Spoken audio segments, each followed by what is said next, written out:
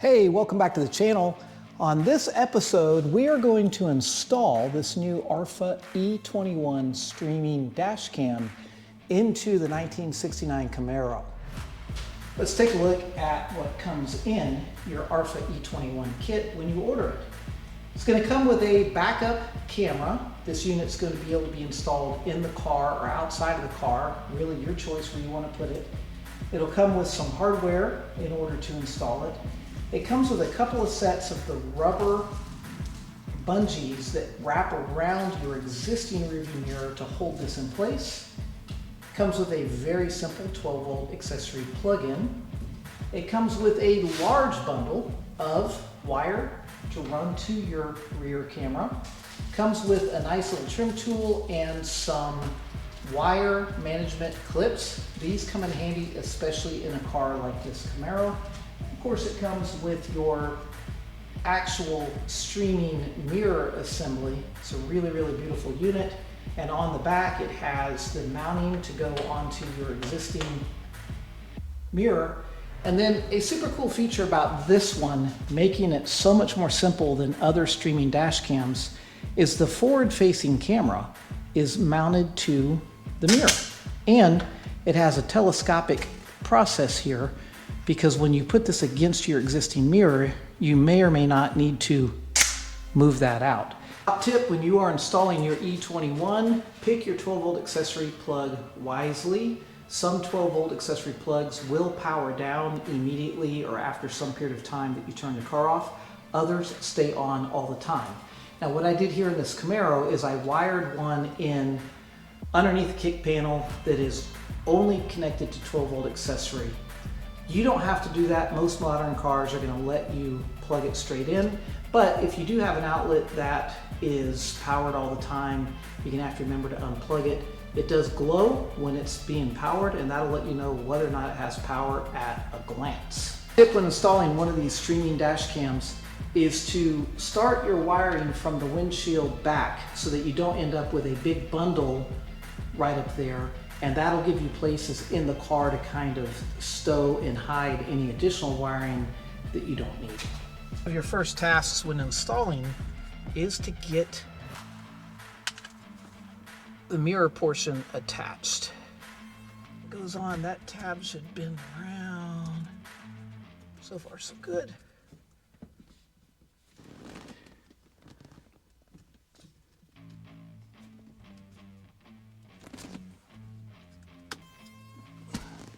This type of USB connector that you see here, just going to snap in.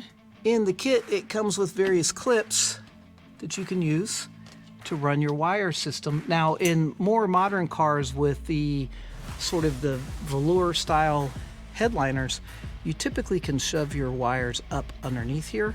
Cannot do that on this model, so I am going to use a clip management system to get this over where I want it. The rear camera is super simple to plug in, like that, and then that gives us these cables to cable manage all the way down and out of the way. The only other thing we'll be doing up here is putting the SD card in. This unit doesn't come with a GPS. These old car headliners, again, are made a little differently. You have this welt molding here, and I'm able to get it down, use the tool that came in the kit, just enough to drop our rear camera wire. You got to be really careful once you put these wires in. You notice there's a screw hole here and here. I want to make sure that I'm going to tape them in place so they can't get into these screw areas when the trim goes back on. But that allows us to run this back one right around pretty slick. Your camera has some options. You can flip this bracket around differently, kind of do a few different things with it. It also comes with a couple of screws that you can put through the bracket to mount it hard into something. But what's pretty neat on the Camaro here, if you use your old eye chronometer and kind of go up from this point, super cool that I have a molding in here that's part of that, the part that goes around headliner and windows. I'm going to be able to get that in here pretty doggone tight, use my clip management tools to wire manage across here and get plugged in on the other side. So micro SD card is going to pop right in the top. That is that. Let's get this protective cover off. and you put your SD card in, you're gonna have to format it. Pretty important. I can see that I've got to adjust my rear camera. It's kind of looking down at the spoiler. But one of the neat things about it is you actually adjust it by just touching the screen. How about that? So I kind of like to see a little bit of the back of the car so I can see where I am in relation to the rest of the world. Check out of it in here now it's installed. I want to just show you some quick startup features. I highly encourage you read the manual. It'll show you how to set up Wi-Fi. It'll show you a lot of things that I'm just not going to show you in this. There isn't time. But this is your rear view. Watch this. I can switch it to front. I can switch it to both and back. If you ever want to get into the menu and mess around with things, you always stop it from the current file, and then you can go into your settings. We can change the resolution, loop recording, night scene mode, the recording, park monitoring in our general settings, the sound, the clicking sound, the volume, the date stamp being on, the flicker rate, the language, LCD shutdown, gravity induction setting, Wi-Fi car cam, set that on when you pair it to your phone, your clock settings, time format. As we look at it, this is the rear view right out there of the garage behind me. Now notice when you press this button, you might be saying to yourself, hey, what if I don't want this operating as a streaming situation? You just press that once. And now, as you can see, there's the reflection camera. It's like a mirror. It's just a normal mirror right now. And it will still operate in that mode unless you hold it down for a couple of seconds, then it turns completely off. But right now, it's actually still recording everything around it, and one touch on the screen will wake it back up, or you can press the button down here. As far as your availability of things, you always turn off that recording before you start, and then this isn't going to be anything exciting, but that's just some recording sitting here in the garage. I've got a date and a time. Well, we are going to give this Arpha E21 a try. Puppers are coming with me to give it a shot. Let's fire it up. It's a nice looking screen comes up when you first turn it on. There you go. There's my back out. I set my time, my date. How nice is that? And again, I can look at my front.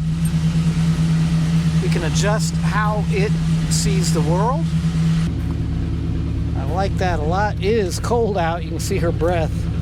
Let's roll up some windows here.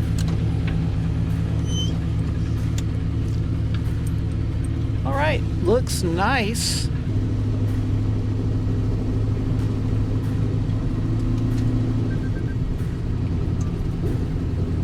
So if you're looking for a dash cam and you want one that's going to go to the next level, you need to go streaming. This one is so easy. It can be installed with next to no tools at all.